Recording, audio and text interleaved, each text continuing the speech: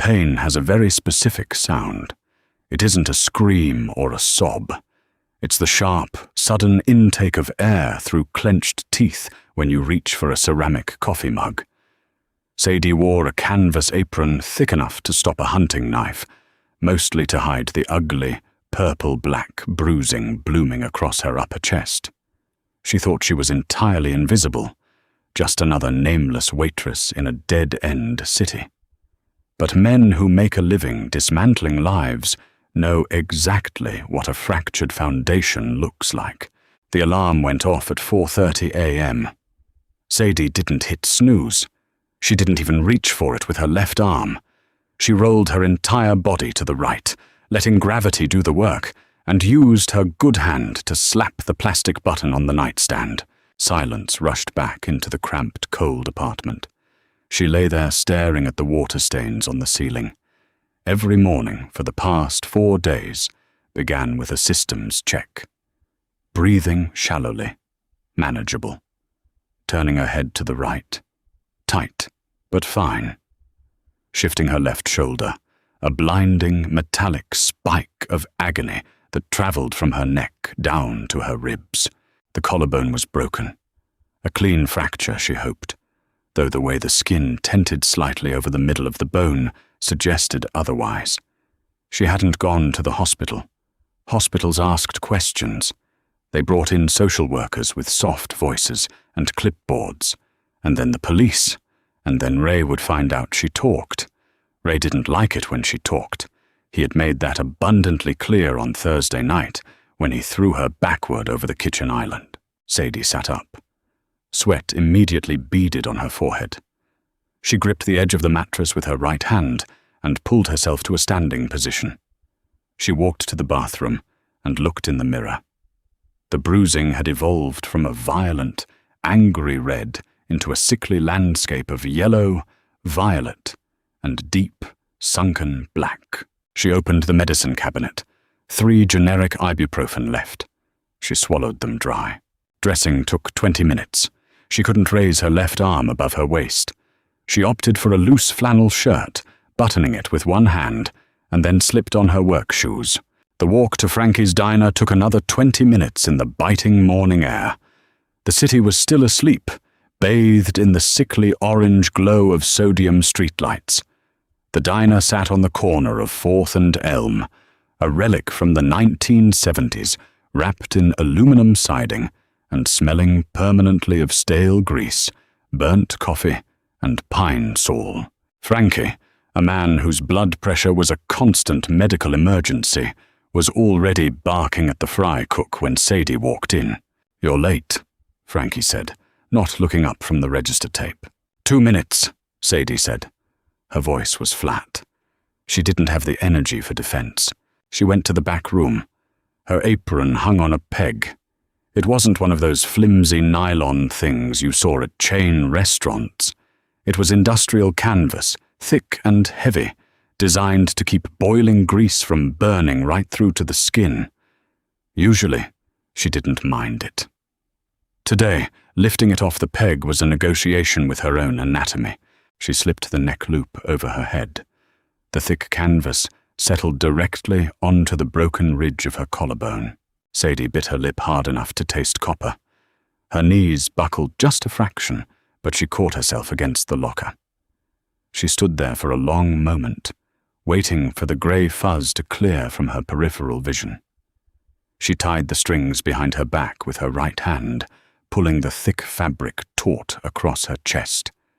It hid the awkward bump of the bone. It hid the bruising. It also acted as a crude splint, pressing down on the fracture with a relentless, heavy pressure. "Sadie! Table 4!" Frankie yelled through the swinging door. "Coming." She grabbed her order pad. She shoved her left hand deep into the oversized pocket of the apron. If she kept the arm immobilized, let the pocket bear the weight of the limb, she could manage the pain. Mostly. The morning rush hit like a freight train. Construction workers, insomniacs, night shift nurses coming off their rotations. The diner was a symphony of clattering plates, shouting, and the endless hissing of the grill. Sadie moved through the aisles with a stiff, unnatural gait. She compensated for her useless left side by pivoting her entire torso to serve plates, pour coffee, and wipe down tables. She was clearing a booth near the windows when the bell above the door chimed. The diner didn't go quiet, it wasn't the movies, but a certain kind of oxygen seemed to get sucked out of the room. He walked in alone. He was tall, dressed in a dark wool overcoat that probably cost more than Sadie made in 3 years. His hair was dark, trimmed sharp. His face looked like it had been carved out of something hard and unforgiving, but his eyes were what caught you. They were a pale, flat blue. Assessing, taking an inventory of the room in less than a second. Leo. Sadie didn't know his last name. Nobody at Frankie's did. They just knew that every Tuesday and Friday he came in at exactly 7:15 a.m., sat at the corner booth facing the door, and ordered black coffee and 2 eggs, over easy. They also knew that when he came in, Frankie stopped yelling, the fry cook stopped scraping the grill, and whatever petty arguments were happening among the staff instantly evaporated. He didn't carry a gun that Sadie could see. He didn't come in flanked by thugs, but the air of violence around him was palpable. It wasn't the erratic, explosive violence Sadie knew from Ray. It was cold, institutional, managed. Sadie picked up a fresh pot of coffee. The glass and liquid weighed maybe 5 pounds. Today, it felt like an anchor. She kept her left hand buried in her apron pocket, walking toward the corner booth. Leo was already seated. He had a newspaper folded neatly on the table, but he wasn't reading it. He was watching the street outside. "Morning," Sadie said, keeping her voice even. She didn't offer a fake smile. Leo wasn't the kind of man who wanted or expected one. "Morning, Sadie," he said. His voice was a low baritone, rough around the edges like tires on gravel. She lifted the coffee pot with her right hand to pour. The angle was awkward. Normally she would stabilize the mug with her left hand while pouring with her right. But her left hand remained anchored in the heavy canvas pocket. She poured. Her right wrist trembled slightly from the overcompensation. A single drop of dark coffee splashed onto the laminate table. Sadie froze. Sorry. She braced to be yelled at. Ray would have thrown the mug at her head for spilling. Leo didn't move. He didn't look at the spilled coffee. He looked at her right hand, noting the slight tremor. Then his gaze tracked down to her left hand, buried deep in the apron pocket. Finally, his eyes moved up, settling on the thick strap of the canvas apron digging into the left side of her neck. "It's fine," he said. He didn't break eye contact. "Leave it." Sadie nodded once, swallowed hard, and walked away. The heavy apron rubbed against her broken bone with every step. She felt his eyes on her spine all the way back to the kitchen. Leo didn't believe in coincidences. In his line of work, overlooking a small detail was usually the first step toward a closed casket funeral. He ran a logistics empire that operated strictly in the shadows of the city's shipping ports. He moved things. Sometimes those things were legal.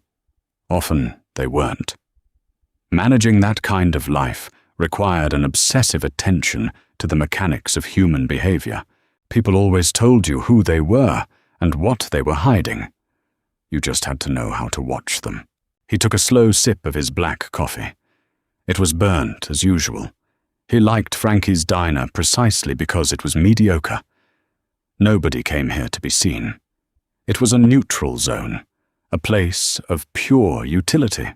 He watched Sadie wipe down the counter across the room.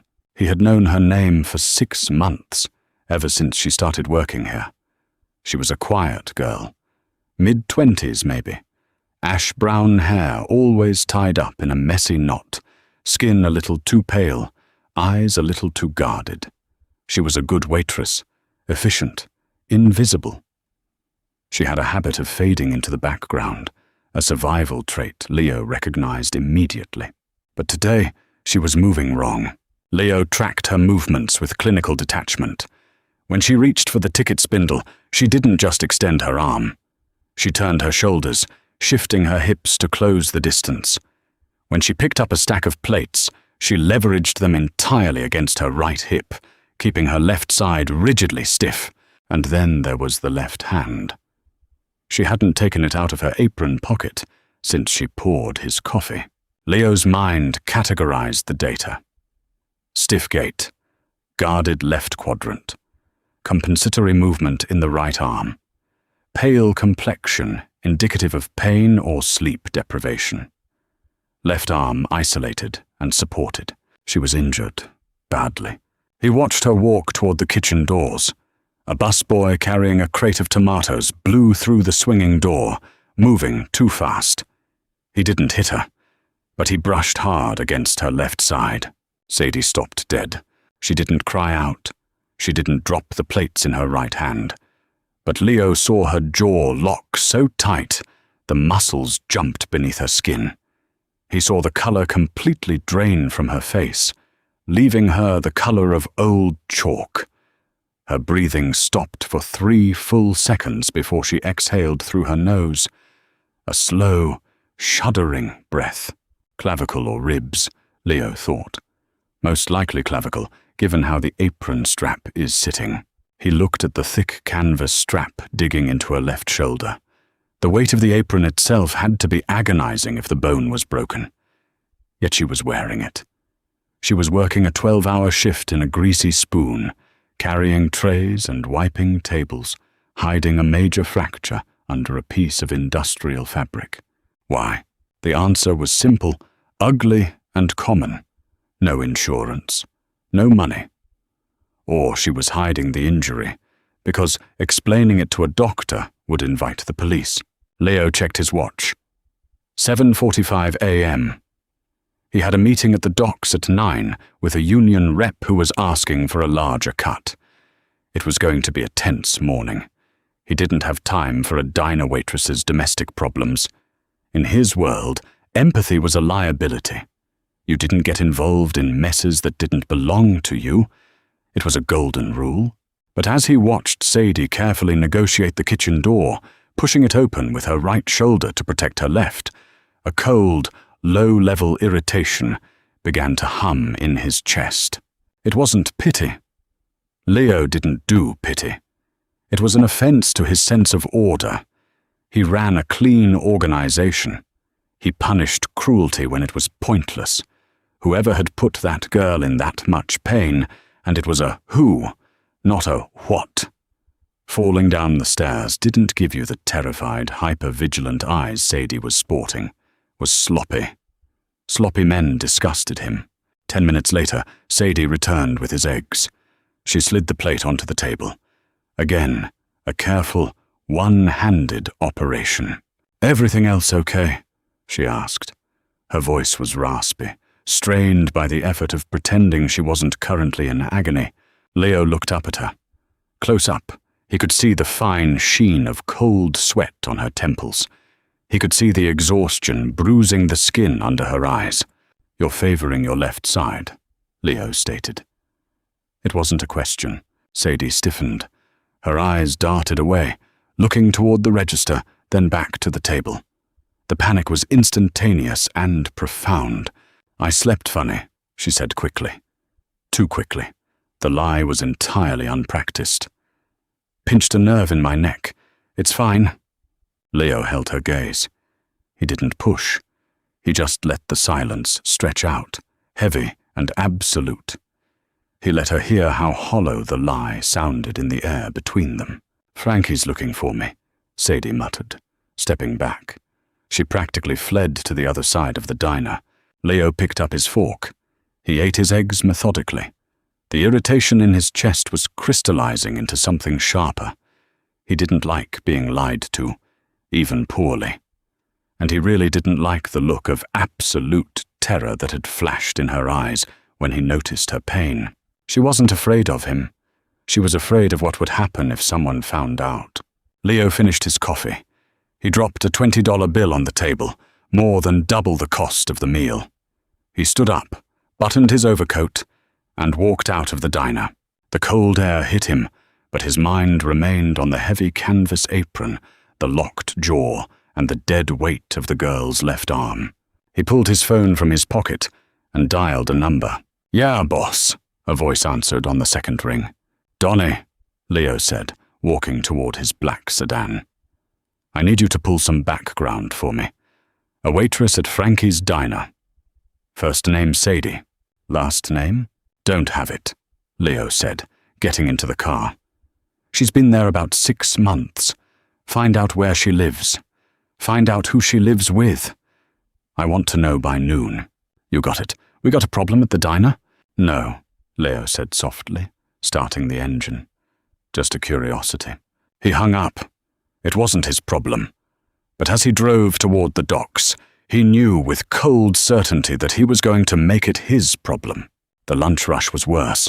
A local high school let out early for a teacher-in-service day, and the diner flooded with loud, shoving teenagers demanding cheap burgers and endless refills of soda. Sadie was running on fumes and adrenaline.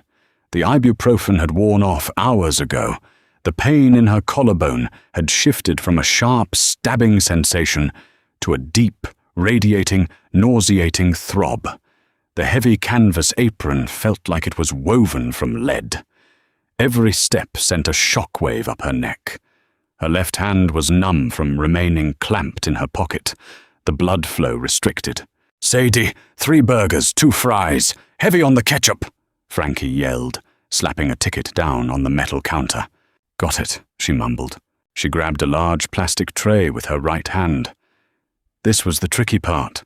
She had to slide the plates onto the tray one by one, then hoist the tray by balancing it entirely on her right palm and forearm.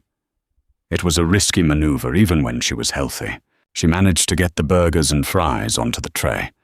She took a deep breath, braced her core, and lifted. For a second she had it, but a teenager in a varsity jacket, walking backward and laughing at a joke, bumped squarely into her left shoulder. The impact wasn't hard, but it hit directly on the fracture. A sound escaped Sadie's lips, a ragged, choked gasp. The pain was absolute. It flashed behind her eyes in a brilliant explosion of white light. Her knees simply ceased to function. She dropped the tray. The crash was deafening. Ceramic shattered against the cheap linoleum floor. French fries scattered like shrapnel. A pool of ketchup spread out, looking morbidly like a fresh crime scene. The diner went dead silent. The teenager who bumped her froze, his eyes wide. I'm sorry," the kid stammered. Frankie stormed out from behind the counter, his face purple. "Are you kidding me? Sadie, look at this mess. That's $20 worth of food on the damn floor." Sadie was on her knees. The world was spinning. She couldn't breathe. The heavy apron dragged at her neck, pulling the broken bone downward. She reached out with a trembling right hand, trying to pick up a broken piece of plate, but her fingers wouldn't cooperate. She was hyperventilating, the edge of a full panic attack clawing at her throat. "Get up. You have to get up. If you lose this job, Ray will kill you. He will actually kill you." "I'll clean it," she whispered. "I'll pay for it. I'm sorry." "You bet your ass you'll pay for it," Frankie yelled, looming over her. "What is wrong with you today? You're moving like a zombie. You drunk? You high?" "Frankie." The voice wasn't loud. It didn't need to be. It cut through the diner like a straight razor through silk. Frankie stopped mid-rant. He turned. Leo was standing just inside the diner doors. He had returned. Sadie didn't know why. He never came in twice in one day. But there he was, his dark overcoat dusted with a fine layer of afternoon snow. Leo walked forward. The teenagers instinctively parted, stepping back from the cold, radiating authority of the man. He didn't look at them. He didn't look at Frankie. He walked straight to where Sadie was kneeling on the floor amidst the broken plates and crushed fries. "Mr. Leo," Frankie stammered, his bluster vanishing instantly. "We're just having a little accident here. I'll get someone to clean this up. Get you your booth." "Shut up, Frankie," Leo said softly. Frankie snapped his mouth shut. Leo crouched down. He didn't care about his wool coat brushing against the greasy floor. He positioned himself directly in front of Sadie, blocking her from the view of the diner. Sadie was trembling violently now. She kept her head down, staring at the ketchup on the floor, her breathing ragged and shallow. She was terrified, not just of losing her job, but of the man kneeling in front of her. "Look at me," Leo said. Sadie squeezed her eyes shut. She shook her head. "Sadie, look at me." The command was gentle, but immovable. Slowly, she raised her head. A tear had escaped her left eye, cutting a clean track through the dust and sweat on her face. Leo looked at her. He looked at the heavy canvas apron strap cutting into her neck. He reached out, his large, calloused hand moving slowly so he wouldn't startle her. He hooked a finger under the thick canvas strap near her right shoulder. "Can you stand?" he asked. "I have to clean this," she whispered frantically. "I have to." "You aren't cleaning anything." Leo stood up. He reached down, grasped her right upper arm, and pulled her to her feet with a smooth, effortless strength. He took most of her weight, bracing her against his side. Frankie stood there, bewildered. "Hey, wait a minute. She's on the clock." Leo turned his head slowly. The flat blue eyes locked onto the diner manager. "She's done for the day," Leo said.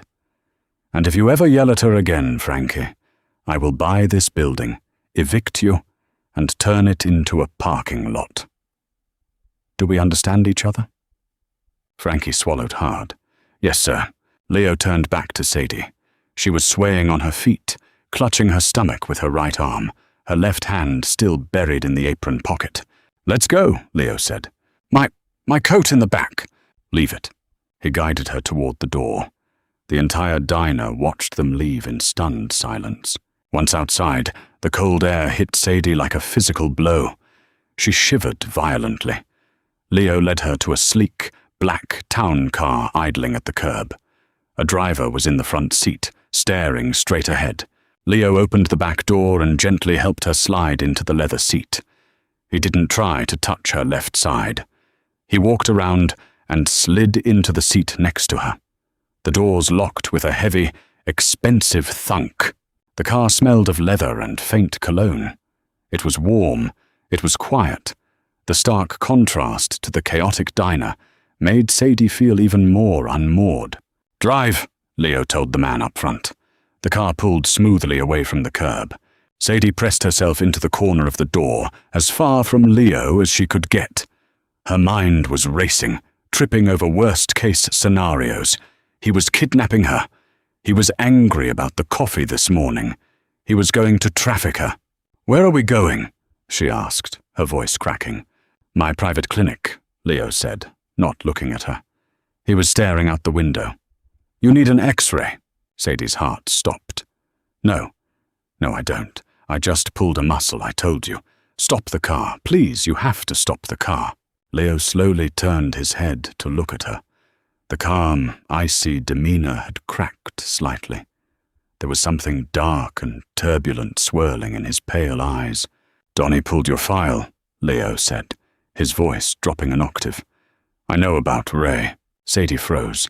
The air left her lungs. "I know he's a low-level enforcer for the Moretti crew," Leo continued, his voice devoid of emotion, laying out the facts like pieces on a chessboard.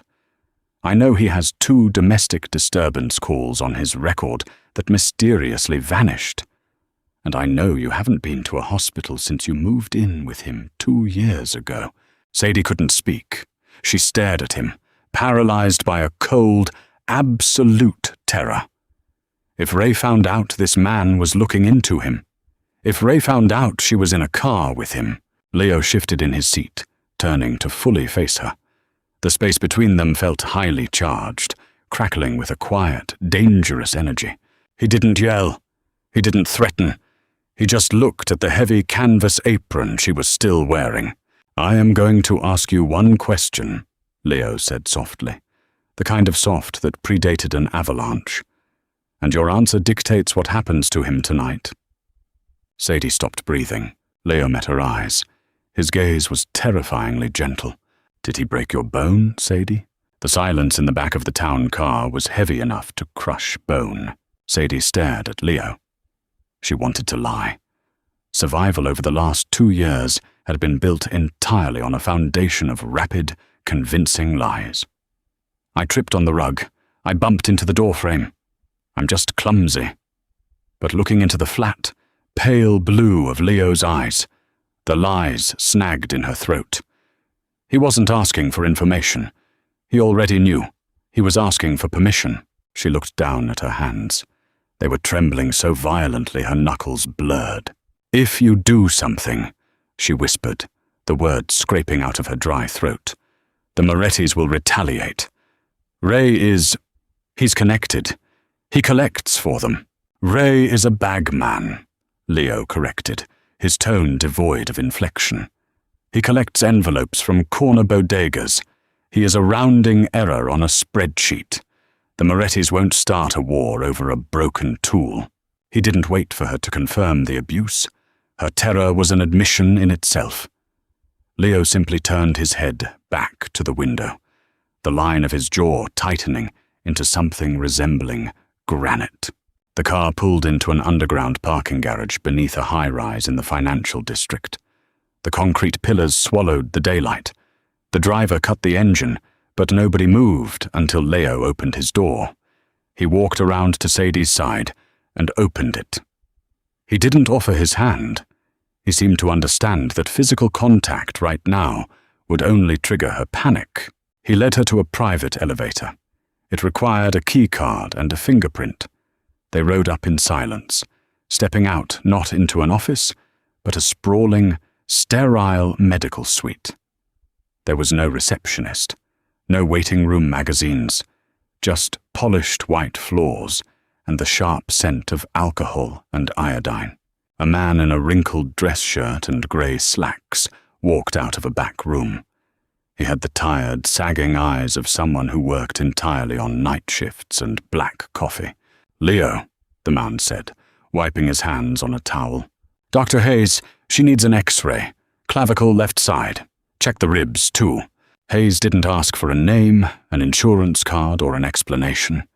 He just nodded and gestured toward an examination room. "In here. Sit on the edge of the table." Sadie walked into the room. The paper crinkled loudly under her as she sat. Leo stayed by the doorframe, his arms crossed over his overcoat. "I need to take a look," Hayes said, approaching her with a pair of trauma shears. "The apron needs to come off." Sadie's right hand flew up, instinctively gripping the thick canvas. It was a ridiculous defense mechanism. The apron was dirty, smelling of old grease and sour ketchup. It was heavy and pulling painfully on her neck. But taking it off meant removing the armor. It meant making the secret real. "I can untie it," she mumbled. She reached behind her back with her right hand, struggling with the knot she had tied so tightly that morning. Her fingers fumbled. A sharp spike of pain shot down her left side from the shifting of her torso, and she let out a sharp hiss, her eyes watering. "Stop," Leo said. He walked into the room. Hayes stepped back. Leo stood in front of her. He didn't pull out a knife. He just reached behind her with both hands. For a second, he was entirely in her space, smelling of cold winter air and expensive wool. His fingers found the tight knot at the small of her back. With 2 precise, practiced movements, he unworked the canvas strings. The tension released. "Lift your head," he instructed quietly. Sadie obeyed. Leo gripped the neck loop and lifted the heavy, grease-stained canvas straight up and over her head. He didn't let it drag against her skin. He simply removed the weight. Without the apron pressing down on it, her flannel shirt hung loose, but the damage was undeniable. The left side of her collarbone was visibly deformed. The skin above the fracture was an angry, mottled landscape of black and purple, spreading up the column of her neck and disappearing down into her shirt.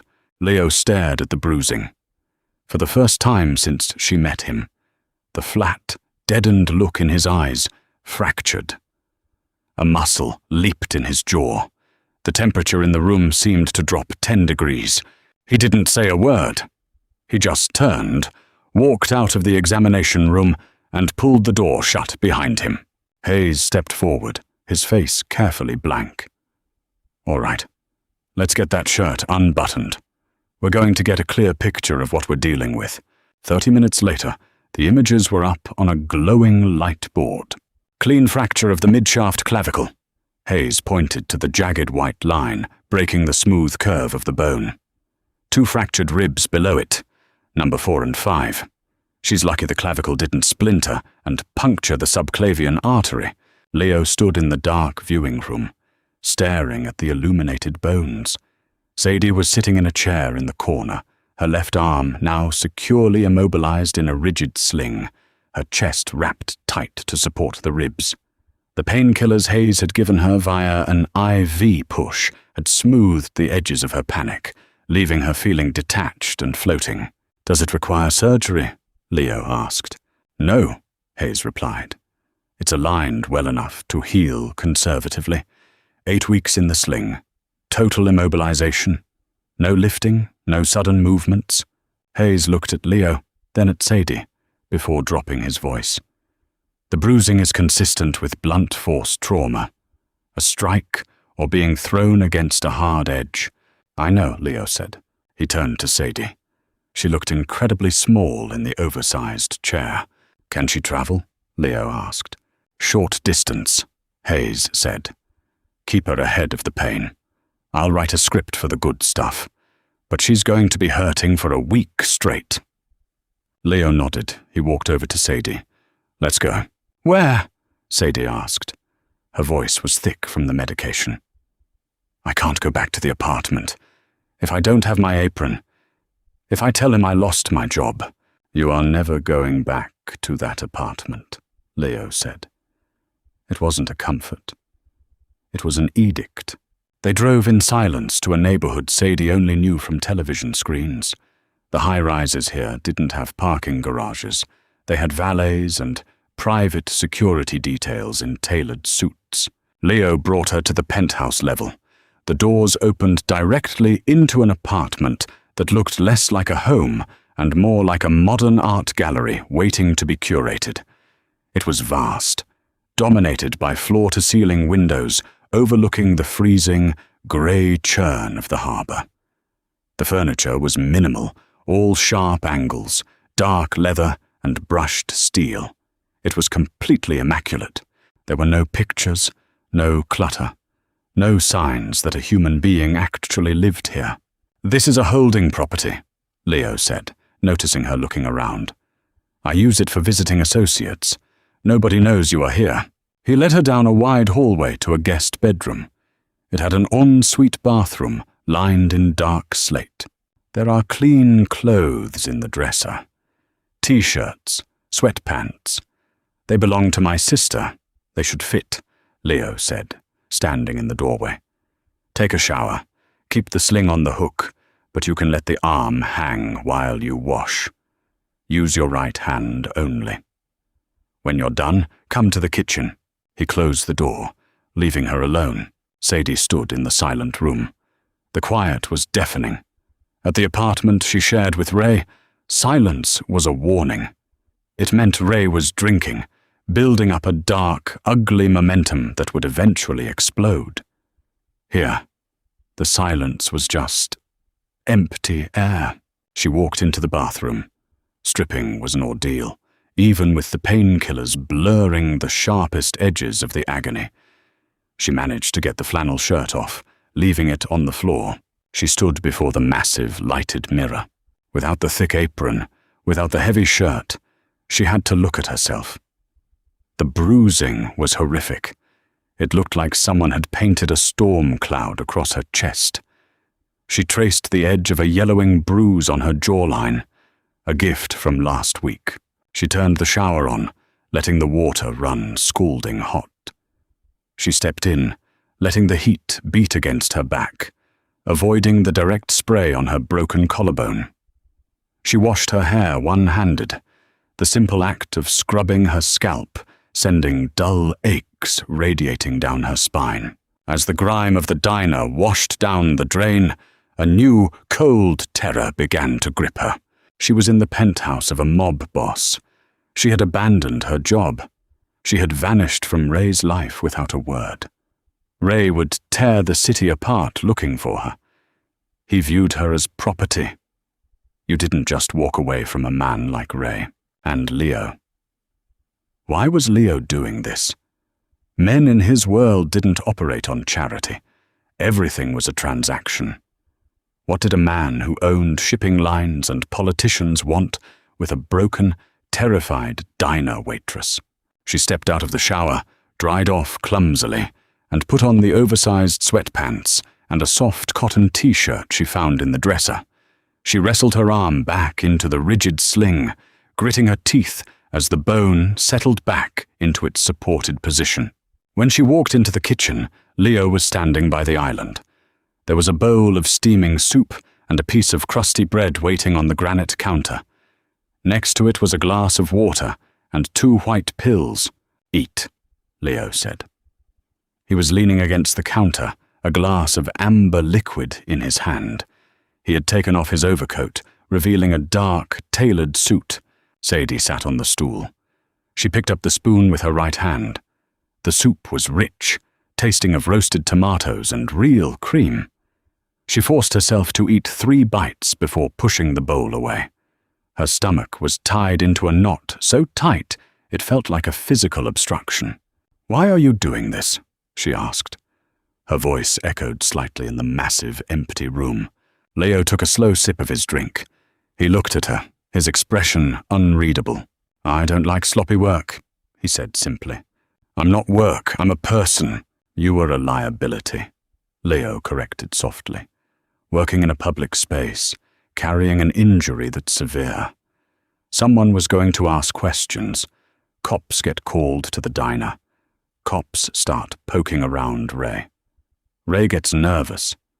Nervous men make mistakes." Sadie stared at him. "You're protecting Ray?"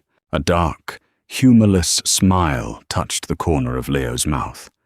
It didn't reach his eyes. "No. I am maintaining order. There are rules to how things are done in this city. You do not bring heat onto the streets because you lack self-control in your own home." He set his glass down.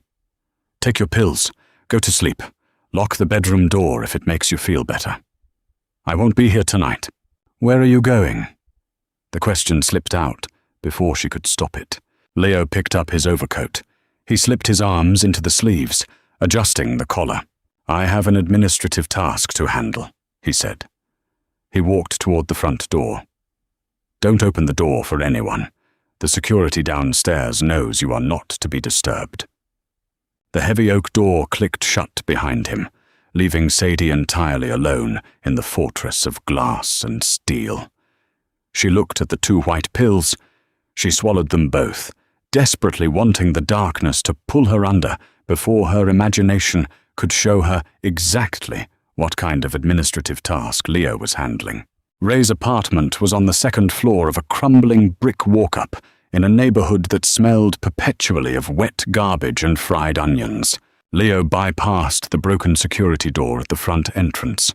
He walked up the stairs, his footsteps making absolutely no sound on the worn runner. He wore black leather gloves, pulled tight across his knuckles. He didn't pick the lock to apartment 2B. He reached into his coat, pulled out a specialized steel pry bar, wedged it into the doorframe just above the deadbolt, and applied a sudden, massive amount of leverage. The cheap pine doorframe splintered with a sharp crack. The door swung open into the dark apartment. Leo stepped inside and pushed the door shut behind him, pressing it into the ruined frame so it looked closed from the hallway. The smell hit him first. Stale beer, dirty laundry, and the sharp, metallic tang of unwashed violence. The living room was a mess of empty bottles and discarded mail. A cheap television sat on a milk crate. Leo didn't turn on the lights. He walked into the kitchen. He saw the kitchen island. He saw the sharp, granite edge. He mentally measured the height. It perfectly matched the location of the fractured ribs and shattered collarbone on Sadie's X-ray. Cold, absolute rage flared in his chest, a sudden inferno in the ice. He forced it down. Anger was a blunt instrument. He needed a scalpel. He pulled a heavy, straight-backed wooden chair from the small dining table and placed it in the center of the living room, facing the front door. He sat down. He unbuttoned his coat. He crossed his legs, resting his hands lightly on his knees, and he waited. 45 minutes later, heavy footsteps pounded up the stairs. A voice was muttering aggressively in the hallway. Keys jingled, missing the lock twice before finally finding purchase. The door shoved open, scraping against the splintered wood of the frame. Ray stumbled in. He was a thick, heavy-set man, built like a brick wall and just as dense. He smelled of cheap whiskey and cheap cologne. He reached for the light switch and flicked it on. He took 2 steps into the living room and froze. Leo sat perfectly still in the wooden chair. "Who the hell are you?" Ray barked, dropping his keys. He instinctively reached for his waistband, but his hand hovered there, suddenly unsure. "My name is Leo." Ray's aggressive posture faltered. The name meant something. Even bottom feeders in the Moretti crew knew the names of the apex predators in the city. "Leo? Like the docks?" Ray swallowed hard, trying to sober up instantly. "Look, Mr. Leo, I don't owe nobody on the docks. I pay my tributes. I work for Moretti." "I know who you work for, Ray," Leo said. His voice was a quiet hum, practically vibrating with intent. "I had a conversation with Paulie Moretti 20 minutes ago." Ray's eyes widened. "Paulie? Why would you talk to the boss about me?" "Because I needed to buy something," Leo said simply. He stood up. He was taller than Ray, and though leaner, the physical presence he commanded sucked the oxygen out of the cramped room. He walked slowly toward the kitchen island. "I bought your contract, Ray," Leo said, running a gloved finger along the sharp edge of the counter. "Paulie didn't want to sell at first. He said you were a good earner. So I offered him $50,000. Cash." Ray laughed, a nervous barking sound. 50 grand? For me? What do you want me to do? Kill somebody?" Leo stopped at the edge of the island. He turned slowly to face Ray. "You misunderstand the transaction," Leo said. The temperature in the room plummeted. "I didn't buy your services. I bought your debt. I bought your life." The realization hit Ray like a physical blow. He took a step backward toward the door. "Wait, hold on. There's a mistake. I ain't crossed you. I don't even know you." "You live with a woman named Sadie," Leo stated. Ray blinked, completely derailed by the name. "Sadie? My girl? What does that dumb bitch have to do with you?" The words hung in the air for a fraction of a second. Leo moved. He didn't draw a weapon. He didn't telegraph the strike. He closed the distance between them in 2 massive, terrifyingly fast steps. Ray tried to bring his hands up, but he was entirely outmatched. Leo grabbed the lapels of Ray's leather jacket, pivoted his hips, and used Ray's own heavy momentum against him. He hurled Ray across the room. Ray flew backward, his arms flailing, and crashed squarely against the sharp edge of the kitchen island, the exact spot where Sadie had hit. A sickening crack echoed through the apartment. Ray screamed, a high, wet sound of pure agony. He crumpled to the linoleum floor, clutching his side, gasping for air as his broken ribs ground together. Leo didn't rush. He walked over to where Ray was writhing on the floor. He looked down at the man with utter disgust. "She is not your girl," Leo said, his voice dropping to a terrifying whisper. "She doesn't know you. She doesn't exist to you. From this second forward, if you speak her name, if you look for her, if you even think about the diner she worked at, I will come back here. And I won't throw you against a counter. I will take you to a warehouse on Pier 4, and I will spend 3 days taking you apart." Ray coughed, a spray of blood speckling his lips. He was crying, clutching his side. Okay. Jesus Christ, my ribs." Leo knelt down. He grabbed Ray by the jaw, his leather-clad fingers digging brutally into the man's cheeks, forcing Ray to look into his pale, dead eyes. "Do we have an understanding?" Leo asked. "Yes," Ray choked out. "Yes, man. Take her. She's crazy anyway, Leo tightened his grip, cutting off the words. "You have until tomorrow morning to pack your things and leave this city," Leo said. "If my men see you within city limits by noon, you're dead." Leo stood up. He adjusted the cuffs of his suit jacket. He walked past the groaning man on the floor, stepped over the splintered wood of the doorframe, and walked out into the hallway. He pulled his phone from his pocket as he descended the stairs into the cold night air. He hit a speed dial. "Yeah, boss," Donnie answered. "It's done," Leo said, walking toward his waiting car. "Put a team on the apartment.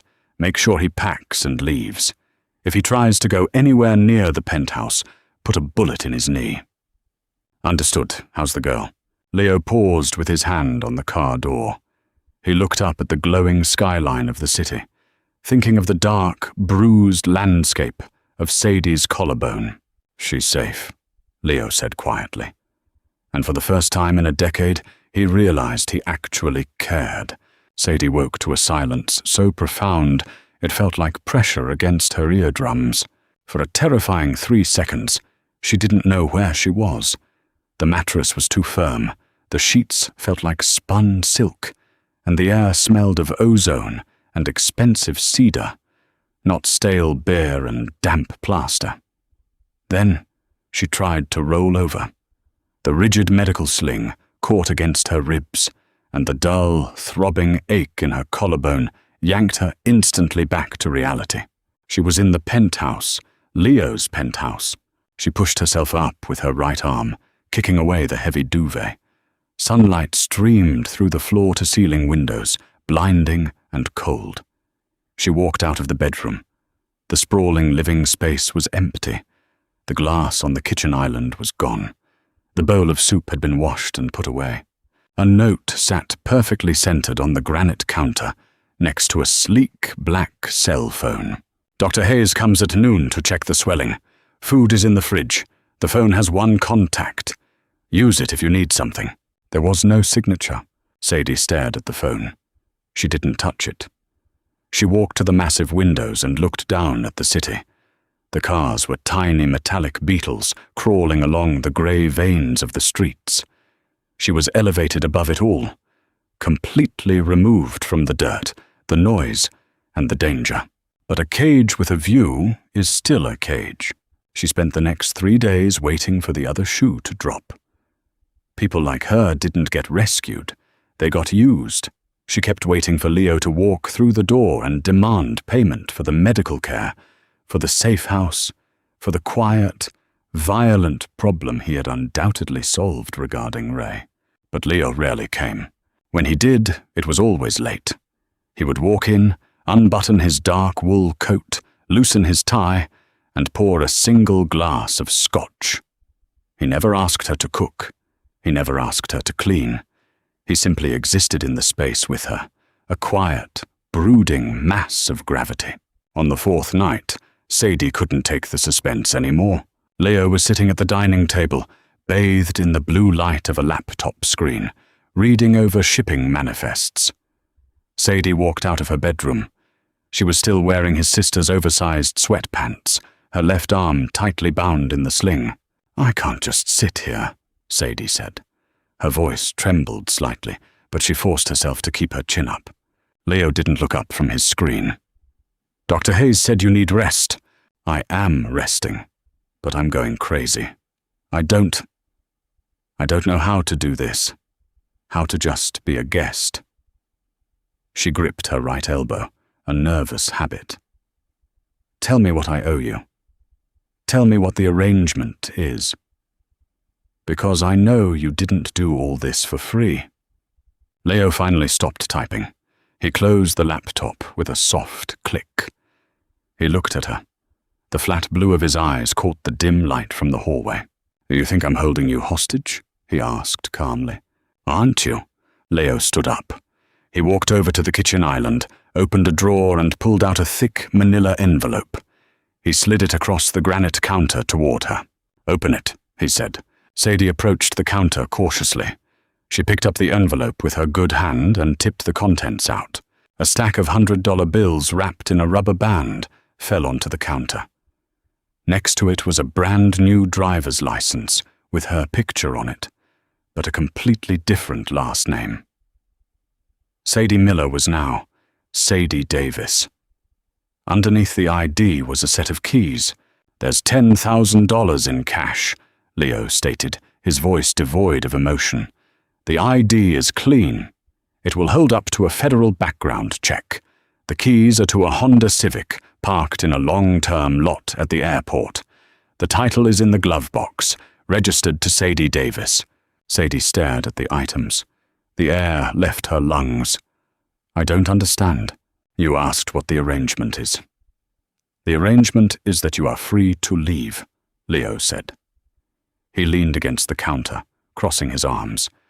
"Ray is gone. He was put on a bus to Albuquerque 3 days ago, with a broken rib and a very clear understanding that if he ever returns to this time zone, he will stop breathing.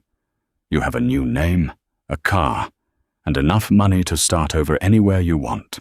Sadie looked from the cash to Leo's face. She searched his eyes for the trap. There was always a trap. "Why?" she whispered. "Why would you give me this? You don't know me." "Because you spent 2 years flinching every time a door closed too loudly," Leo said. For the first time, there was a raw, rough edge to his voice. "Because you wore a heavy canvas apron over a shattered bone to avoid being beaten for losing a minimum wage job. You survived. That earns you a way out. Take the envelope, Sadie. Walk out the door. I won't stop you." Sadie looked down at the money. It was a lifeline. It was everything she had ever dreamed of while lying awake in the dark, listening to Ray snore. Freedom in a tidy manila package. She looked back up at Leo. He was watching her intently, his jaw set, completely prepared for her to turn and walk to the elevator. Sadie slowly pushed the envelope back across the granite. "I can't drive with one arm," she said quietly. A heavy, charged silence filled the room. Leo stared at the envelope, then slowly lifted his gaze back to her face. A muscle ticked in his jaw. "Then you stay until the bone knits," he said. "Okay," Sadie said. She turned and walked back to her room. She didn't lock the door. Weeks bled into one another. The rhythm of the penthouse shifted from a standoff into a strange, synchronized dance. The physical healing was agonizingly slow. The deep bruising faded from violent purples and blacks into sickly yellows, eventually receding completely. But the collarbone ached with a persistent, dull burn, especially when it rained over the harbor. Sadie stopped hiding in the guest room. She started claiming space. She found Leo's coffee beans, threw out the burnt, stale roast he bought, and ordered a proper burr grinder. The first morning she handed him a mug of perfectly brewed coffee. He took a sip, looked at the mug, and then looked at her. He didn't say thank you, but he drank the entire pot. She learned his schedule.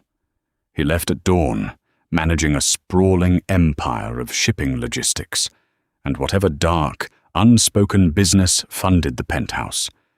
He returned after the sun went down. One Tuesday evening in week 6, Leo came home bleeding. Sadie was sitting on the leather sofa, reading a paperback. The elevator chimed, the doors parted, and Leo walked in. He took off his wool coat. His white dress shirt was torn at the shoulder, and a steady stream of dark blood was soaking through the fabric, dripping onto the pristine hardwood floor. Sadie dropped her book. She stood up, her heart slamming against her ribs. The old panic, the immediate, visceral terror of violence flared in her chest. Leo didn't look angry. He looked annoyed. "Stay there," he told her, walking straight toward the guest bathroom. Sadie didn't stay. She followed him. He was standing in front of the mirror, trying to clumsily peel the bloody shirt off his shoulder. It was a deep slice, slicing through the muscle of his upper bicep. Not a bullet. but a blade. "Let me help," Sadie said. "I've got it," Leo gritted out, wincing as the fabric stuck to the wound. "You can't reach the back of it," she said, her voice steadier than she felt. She stepped into the bathroom. She didn't wait for his permission. She used her right hand to carefully pull the fabric away from the edge of the laceration. She wet a clean towel with warm water and gently dabbed away the excess blood so they could see the damage. It was a clean cut, deep, but it hadn't hit an artery. Leo stood perfectly still. He was looking at her reflection in the mirror. He watched her focus, the slight furrow in her brow. He noticed that she wasn't shaking. "Dr. Hayes left a suture kit in the bottom drawer," Leo said quietly. Sadie pulled the drawer open. She found the sealed medical kit, iodine, and sterile gauze. "Sit on the edge of the tub," she instructed. Leo obeyed. He was a man who commanded hundreds of dangerous people, yet he sat down without a word, letting a diner waitress with one good arm clean his wound. "This is going to sting," she warned, opening the iodine swab. "I'll manage." She cleaned the cut. She applied the sterile strips Hayes had left, pulling the edges of the skin together since she couldn't suture one-handed. She worked methodically, focusing entirely on the task to keep the panic at bay. "A disagreement at the docks," Leo said suddenly. Sadie paused, pressing a square of gauze over the wound. "You don't have to explain it to me." "I want to," Leo said. He turned his head to look at her. They were inches apart. "A crew out of Boston tried to skim a container. I had to correct the oversight. The man had a knife. He got lucky." "What happened to the man?" Sadie asked, wrapping a bandage around his bicep to hold the gauze in place. His luck ran out. The coldness of the statement should have terrified her. Ray used to talk like that, bragging about the pain he inflicted to make himself seem bigger. But Leo didn't say it with pride. He said it like a weatherman reporting a storm. It was simply the reality of his environment. She taped the bandage down. "Done." Leo looked at his arm, then back at her.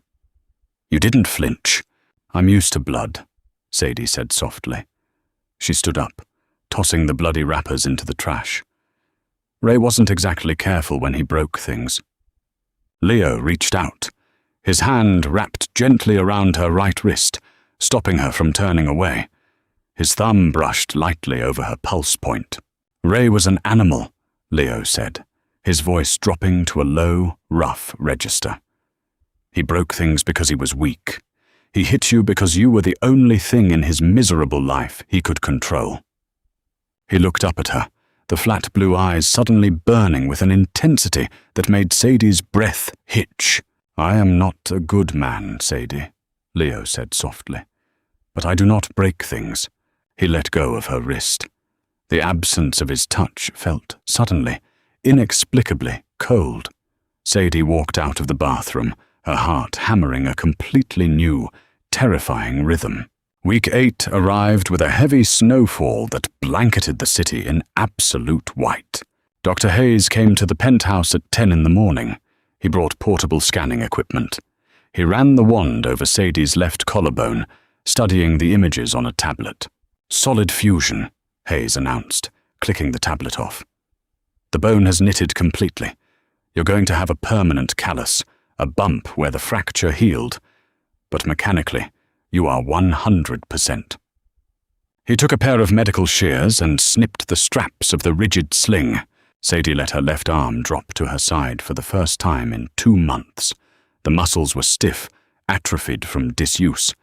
The shoulder ached with a deep, protesting stiffness. "Physical therapy exercises are on this sheet," Hayes said, handing her a folder. "Take it slow. Don't lift anything heavier than 10 pounds for another month. You're clear."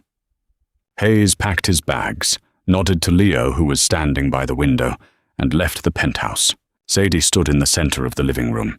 She slowly raised her left arm, extending it out, then lifting it above her head. The joint popped, the muscle burned, but the sharp, metallic spike of agony was gone. She was whole. She walked into her bathroom and stood in front of the mirror. She pulled the collar of her t-shirt to the side. The skin was pale and clear. The bruising was entirely gone. But right in the middle of her collarbone, there was a distinct, hard ridge, a visible deformity where the bone had cracked and fused back together. It wasn't ugly, but it was undeniable. A permanent physical record of what she had survived. She heard footsteps behind her. Leo stood in the doorway. He was wearing his dark trousers and a white button-down, the sleeves rolled up, revealing the fading bandage on his bicep. He didn't say anything. He just watched her, looking at the scar in the mirror. "It's over," Sadie said, her voice barely a whisper. "The bone is healed." "I know." Sadie turned around to face him. She didn't cross her arms. She didn't instinctively guard her left side. She stood tall, letting him see her completely. "The envelope is still in the drawer," Leo said. His voice was perfectly level, betraying absolutely nothing. "The money, the ID, the keys. You are fully healed. The arrangement is complete." Sadie walked slowly out of the bathroom, closing the distance between them. She stopped 2 feet away from him. "Is that what you want?" she asked.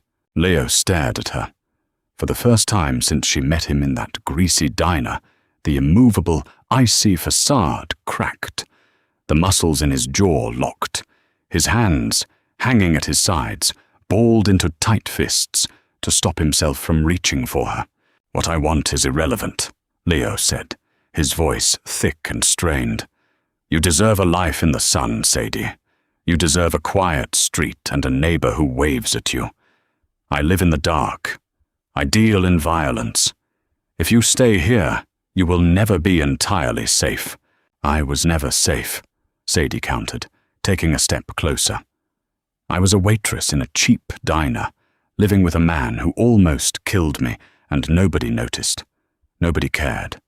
I hid under a heavy canvas apron, and the whole world just let me bleed." She reached out. She used her left hand, the hand he had saved, the arm he had protected. She placed her palm flat against his chest, right over his heart. She could feel the heavy, rapid thumping beneath the crisp cotton of his shirt. "You saw me," she whispered. "You noticed the spilled coffee. You noticed the apron." Leo looked down at her hand on his chest, then up into her eyes. The walls he had built over a lifetime of ruthless survival were crumbling, dismantled by the sheer, terrifying bravery of the woman standing in front of him. "Sadie," he breathed out, a warning and a surrender all at once. "I don't want the envelope, Leo," she said, her voice fierce and absolute. "I don't want a fake name. I don't want to run anymore." Leo reached up. He wrapped his large, calloused hand over hers, holding it against his chest. With his other hand, he reached behind her neck, his fingers tangling in her ash-brown hair. He didn't pull her to him roughly. He drew her in slowly, giving her every opportunity to step away. She didn't. When his lips met hers, it wasn't an explosion. It was an exhale. It was the heavy, desperate grounding of 2 people who had spent their entire lives braced for an impact that was no longer coming. He kissed her like she was something vital, something infinitely precious that he had miraculously stumbled upon in the dark. Sadie wrapped her arms around his neck, burying her face in the crook of his shoulder, inhaling the scent of cedar and cold air. The ridge of her healed collarbone pressed against his chest. It didn't hurt. It just felt solid. She wasn't hiding anymore. She had traded her heavy canvas armor for something entirely different. She had traded it for him. What did you think of Sadie and Leo's intense, slow burn ending? Did Sadie make the right choice, staying in Leo's dangerous world? Or should she have taken the envelope and run? Let us know your thoughts down in the comments. If this gritty, emotional Mafia romance kept you on the edge of your seat, smash that like button right now. Share this story with your fellow dark romance addicts who love a protective, morally grey hero. And don't forget to subscribe to the channel and hit the bell icon so you never miss our next full-length audio drama.